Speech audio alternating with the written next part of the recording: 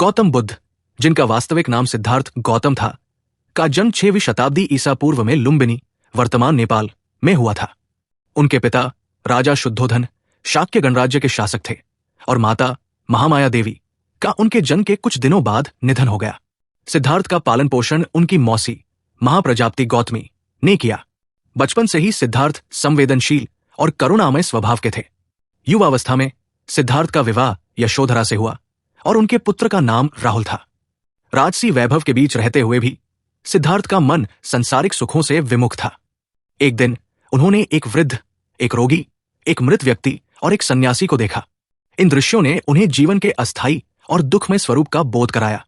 इन अनुभवों से प्रेरित होकर उन्होंने 29 वर्ष की आयु में परिवार और राजपाट का त्याग कर सत्य की खोज में संन्यास ले लिया।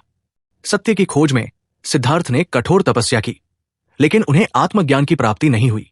अंततः उन्होंने मध्यम मार्ग अपनाने का निर्णय लिया और बोधगया में एक पीपल के वृक्ष के नीचे ध्यानमग्न हो गए।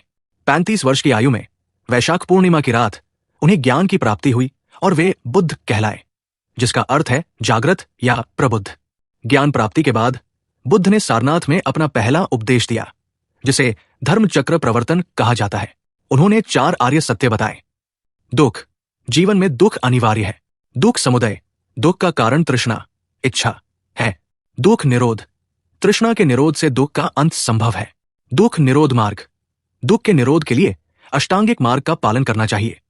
अष्टांगिक मार्ग में सही दृष्टि, सही संकल्प, सही वाणी, सही कर्म, सही आजीविका, सही प्रयास, सही स्मृति और सही समाधि शामिल है। बुद्ध ने अहिंसा, करुणा और मध्यम मार्ग का संदेश दिया। उनकी शिक्षाओं ने समाज में व्याप्त अंधविश्वास, जातिवाद और हिंसा के खिलाफ जागरूकता फैलाई। बुद्ध ने 45 वर्षों तक उपदेश दिए और अनेक शिष्यों को दीक्षित किया। 80 वर्ष की आयु में कुशीनगर, वर्तमान उत्तर प्रदेश, भारत में उन्होंने महापरिनिर्वाण प्राप्त किया। उनकी शिक्षाएं आज भी प्रासंगिक है और विश्व भर में लाखों लोगों को प्रेरित करती है।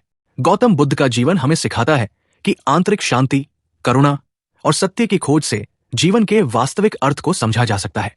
उनकी शिक्षाएं हमें आत्मनिरीक्षण, संयम और मध्यम मार्ग अपनाने की प्रेरणा देती है, जो आज के व्यस्त जीवन में भी प्रासंगिक है। बुद्ध के जीवन की यह कहानी हमें यह भी सिखाती है कि बाहरी सुख सुविधाएं अस्थायी है और सच्चा सुख आत्मज्ञान और आंतरिक शांति में निहित है। उनकी शिक्षाएं हमें अपने जीवन में संतुलन, धैर्य और करुणा को अपनाने के लिए प्रेरित करती है। गौतम बुद्ध का जीवन और उनकी शिक्षाएं आज भी मानवता के लिए प्रेरणा स्रोत है, जो हमें सिखाती है कि सच्चा सुख और शांति बाहरी वस्तुओं में नहीं, बल्कि हमारे भीतर है। उनकी